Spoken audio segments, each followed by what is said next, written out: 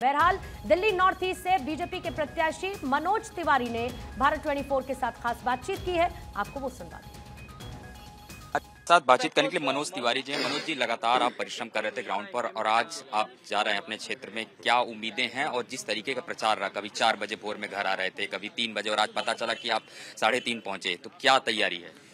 वो तो हमारा सवेरे उठना कल भी जारी रहेगा, क्योंकि कल मैं वाराणसी में नरेंद्र मोदी जी के चुनाव क्षेत्र में हूँ। मेरी कल 9 सभाएं हैं वहां पे। तो हमारा तो अभी 1 जून तक आराम है ही नहीं हमारी डिक्शनरी में। और यहाँ तो मैंने देखा कि चाहे मैं हूँ, जो मेरी धर्म पत्नी भी वो इस चुनाव में ऐसा भागी है, अरे बाप रे बाप, मैंने उसकी परिश्रम भी देखी है। मेरी बेटी भी आई है, सब लोग गए हैं ग्राउंड पे।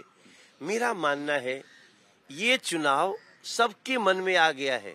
ये देश हित का चुनाव है और देश हित नरेंद्र मोदी जी के साथ खड़ा होने में है, भारत माता की जय में है, भारत माता के टुकड़े करने वालों को सजा दिलाने के लिए है। आज कन्हैया कुमार मैदान में आए तो ये कहा जा रहा था कि बहुत ज्यादा, खास करके अगर देखा जाए 2 बिहारियों के बीच की लड़ाई इसको बताई जा रही थी। आप भी ग्राउंड पे थे, क्या ये लगता है कोई लड़ाई है? भगवान हे भगवान, बिहार से मत जोड़ो भैया। बिहार का व्यक्ति भारत माता की जय कहता है। बिहार का व्यक्ति भारत की सेना को सैल्यूट मारता है। बिहार का व्यक्ति अगर कहीं एक भी पुलिस बल या अर्धसैनिक बल उसको किसी नक्सली हमले में चोट भी लगी तो उसको लगता है उसके छाती पे चोट लगी है। ये लोग तो जश्न मनाने वाले लोग हैं। कन्हैया कुमार जैसे लोग भारत के हमारे अर्धसैनिक बलों की, अभी आप भूले नहीं होंगे नक्सली घटना जिसमें 76 हमारे अर्धसैनिक बल के लोग छत्तीसगढ़ में शहीद हो गए थे। तो ये कन्हैया कुमार जश्न मनाता हुआ देखे गए थे। ऐसे लोगों को बिहार से नहीं जोड़ो भैया। ये तो दुर्गा जी को भी नहीं मानते, महिषासुर को मानते हैं। ये लोग बच्चियों को छेड़ते हैं। इनके ऊपर देख लीजिए, सब वायरल हो रहा है। इस समय भारत माता की जय, सेना की जय, भारत के गरीबों की जय और पहले नरेंद्र मोदी जी की जय, जिनके साथ देश हित पे राम प्रेमियों की जय। ये राम प्रेमी वर्सेस राम द्रोहियों की लड़ाई है। ये सत्य सनातनी वर्सेस माओवादियों की लड़ाई है। ये भारत माता की जय वर्सेस भारत के टुकड़े टुकड़े करने की लड़ाई है। ये सेना का सम्मान और सेना का अपमान करने वालों के बीच में लड़ाई है। मैं आपको विश्वास दिलाता हूं, हम घर घर से आतंकवादी निकालने वालों के उनके हम काल हैं। हम वो लड़ाई लड़ रहे हैं जहां घर घर से राजेंद्र प्रसाद और अब्दुल कलाम निकाले जाएं, न कि अफजल जैसे आतंकवादी निकाले जाएं। भैया हो, उनको बिहार से मत जोड़ो। बिहार इस देश के लिए जान कुर्बान करने को तैयार रहता है। बहुत बहुत धन्यवाद बातचीत करने के। कैमरामैन करण के साथ गौरव मिश्रा, भारत 24 दिल्ली। तो देखिए, गौरव मेरे सहयोगी बात कर रहे थे मनोज तिवारी से, उनके साथ ये खास बातचीत। और इसके साथ ही आरिफ मोहम्मद खान आपको तस्वीरों में इस वक्त नजर आ रहे हैं। अपना वोट कास्ट करने के लिए निश्चित तौर पर वो पहुंचे हैं और इसी बीच में उनकी प्रतिक्रिया का भी इंतजार करते हुए हम नजर आएंगे। लेकिन एक तरफ जहां पर वोटिंग राइट एक्सरसाइज करने के लिए बड़े बड़े चेहरे पहुंच रहे हैं, तो लंबी कतारें पोलिंग बूथ पर भी इस वक्त नजर आ रही हैं। हालांकि जो चढ़ता पारा है वो एक समस्या जरूर बना हुआ है, लेकिन अभी तक का जो वोटिंग परसेंटेज आया है वो भी आपके सामने रखेंगे। लेकिन उससे पहले ये तस्वीरें आरिफ मोहम्मद खान साहब इस वक्त आपको नजर आ रहे हैं, जो कि अपना वोट कास्ट करने के लिए पहुंचे। इन तस्वीरों पर थोड़ी देर रुकेंगे। इससे पहले आपने देखा राष्ट्रपति द्रौपदी मुर्मू ने अपना वोट कास्ट किया और इसके साथ ही बड़े बड़े लीडर्स पार्टी के और जो प्रत्याशी हैं वो भी अपना वोट कास्ट करते हुए नजर आए। मोहम्मद आरिफ खान साहब इस वक्त आपको नजर आ रहे हैं तस्वीरों में। अब से थोड़ी ही देर बाद अपने मताधिकार का इस्तेमाल करते हुए वो नजर आएंगे। इन तस्वीरों पर हम रुकेंगे, लेकिन उसके साथ साथ बातचीत की शुरुआत करते हैं। और अजय सर, आप ही के साथ, क्योंकि आपका एनालिसिस बहुत इंपॉर्टेंट हो जाता है और ख़ासतौर से एक प्रतिक्रिया से मैं इस एनालिसिस को पिक करना चाहूँगी। अब से थोड़ी देर पहले पहुंची स्वाति मालीवाल अपना वोट कास्ट करने के लिए, और उस वोट कास्ट करने के लिए उन्होंने एक बात का जिक्र किया।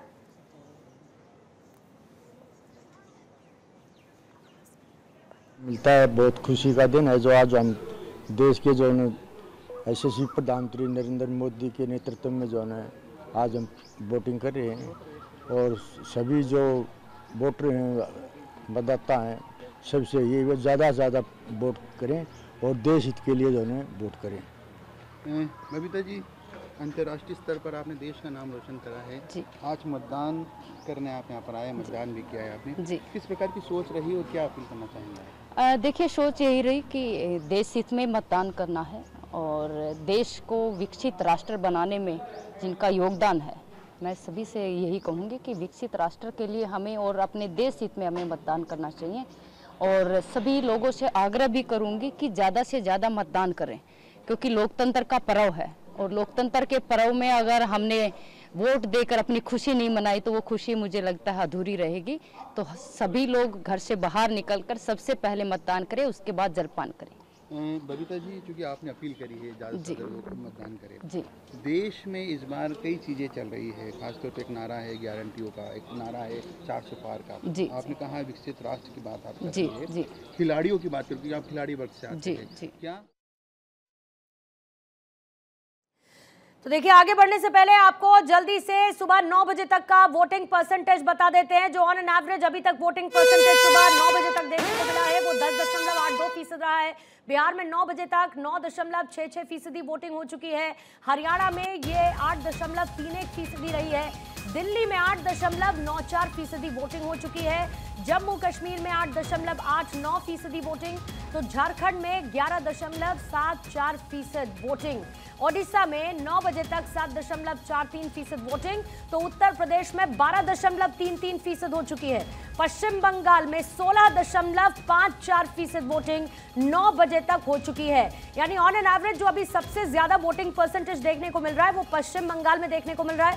16.54% वोटिंग हुई है और बिहार में ये 9.66% रही है।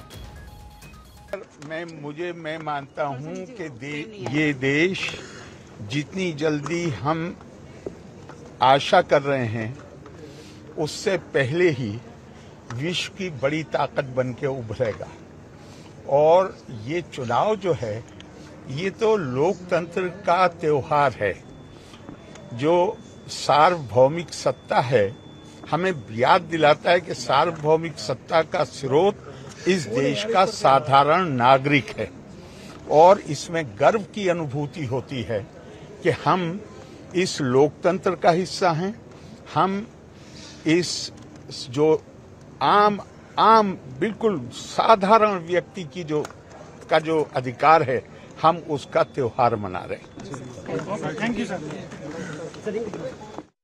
और आइए सीधा इस वक्त पूजा के पास चलेंगे। राहुल गांधी पहुंच चुके हैं अपना वोट कास्ट करने के लिए। पूजा, ओवर टू यू।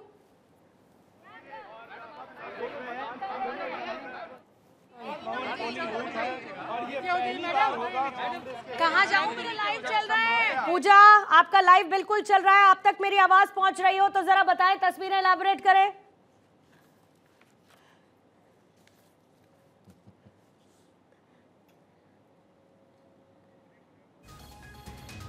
चलिए, तब तक मैं आपको तस्वीरें बताती हूँ। इस वक्त पहुंचे हैं राहुल गांधी अपना वोट कास्ट करने के लिए और ये जो पोलिंग बूथ है निर्माण भवन का, यहाँ पर राहुल गांधी इस वक्त पहुंच चुके हैं। सोनिया गांधी भी और मनमोहन सिंह भी यहीं पर अपना वोट कास्ट करेंगे। सोनिया गांधी भी इस वक्त पहुंच चुकी हैं अपना मतदान करने के लिए और राहुल गांधी भी पहुंच चुके हैं अपना वोट कास्ट करने के लिए। मनमोहन सिंह की मौजूदगी भी यहीं पर होनी चाहिए क्योंकि यहीं पर वो अपने वोटिंग राइट को एक्सरसाइज करेंगे। और जाहिर बात है कि राहुल गांधी आज जिस तरीके से हमलावर रहे न सिर्फ बीजेपी पार्टी पर बल्कि प्रधानमंत्री को लेकर भी अग्रेसिव अप्रोच रखते हुए इस बार के चुनाव में नजर आए हैं। और इसके साथ ही जो अलायंस है, अलायंस में बड़े चेहरे के तौर पर बड़ी भूमिका में राहुल गांधी नजर आए हैं। लेकिन आज क्योंकि लोकतंत्र का महापर्व है, मतदान करने के लिए पहुंचे हुए हैं राहुल गांधी। पूजा, वापस आपके पास आते हुए,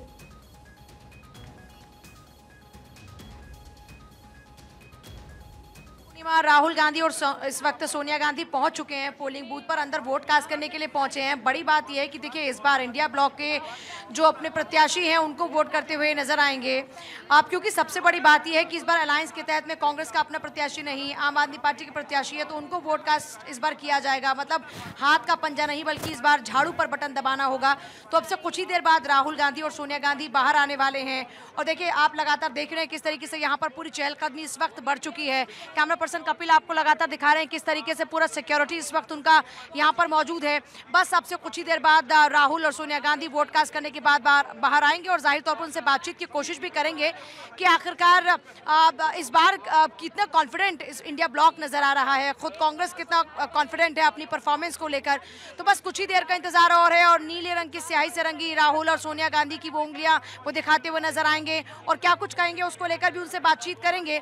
बस अब कुछ ही देर का इंतजार है। देखिए नई दिल्ली अगर सीट की बात करते हैं खासतौर पर, सबसे पहले 1951 में अस्तित्व में आती है। 1952 में की अगर बात करते हैं तो 1952 में हमने देखा कि यहाँ पर फिर एक महिला प्रत्याशी जीतती है, सुचेता यहाँ से चुनावी मैदान में जीतती है। उसके बाद इस बार की बात करते हैं, मीनाक्षी लेखी लगातार 2 बार से चुनाव जीती रही, एक बार फिर से यहाँ से बीजेपी ने महिला उम्मीदवार को चुनावी मैदान में उतारा है। बांसुरी सुबह सवेरे जाकर ही अपना वोट कास्ट कर चुकी हैं। इसके अलावा लगातार तस्वीरें आपको दिखाई रहे हैं। मुकाबले की देखिए बात करते हैं तो बड़ा दिलचस्प है। एक तरफ सोमनाथ भारती की अगर बात करते हैं 3 बार के विधायक, दूसरी तरफ अगर बात करते हैं बांसुरी स्वराज की एक नया चेहरा है, पहली बार लोकसभा का चुनाव लड़ रही हैं। अपनी जो माँ है उनकी लेगेसी, पॉलिटिकल लेगेसी जो है उसको संभालना, उसको सहेज कर रखना, उसको आगे बढ़ाने की जिम्मेदारी इस बार उनके कंधों पर है और जाहिर तौर पर बार बार भारत के निर्माण की बात करती हुई बांसुरी नजर आती हैं।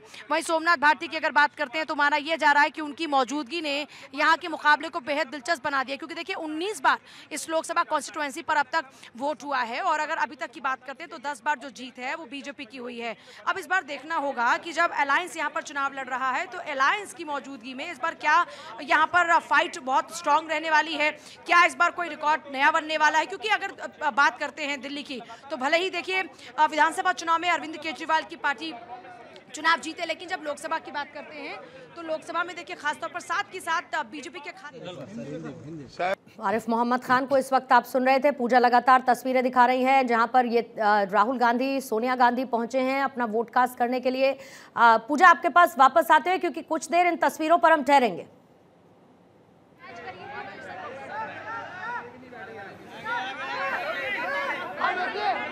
राहुल और सोनिया गांधी वोट कास्ट करके वापस लौट रहे हैं और उनसे बातचीत की तमाम कोशिश करेंगे।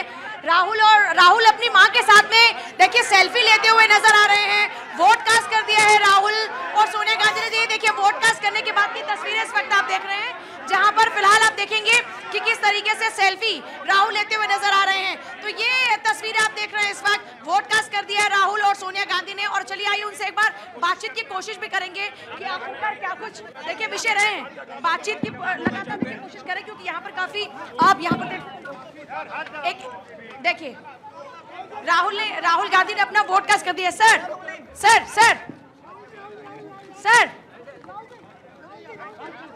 राहुल जी देखिए मीडिया से बातचीत अभी करते हुए नजर नहीं आ रहे हैं राहुल गांधी और अपनी कार में सवार होकर अब यहाँ से रवानगी हो रही है, वोट कास्ट कर रहे हैं। फिर भी एक बार और प्रयास करेंगे कि वो बातचीत जरूर करें। काफ़ी ज़्यादा यहाँ पर आप देख रहे हैं कि मीडिया के लोग हैं और काफ़ी ज़्यादा सिक्योरिटी भी है, तो उन तक पहुँच पाना बड़ा मुश्किल हो रहा है।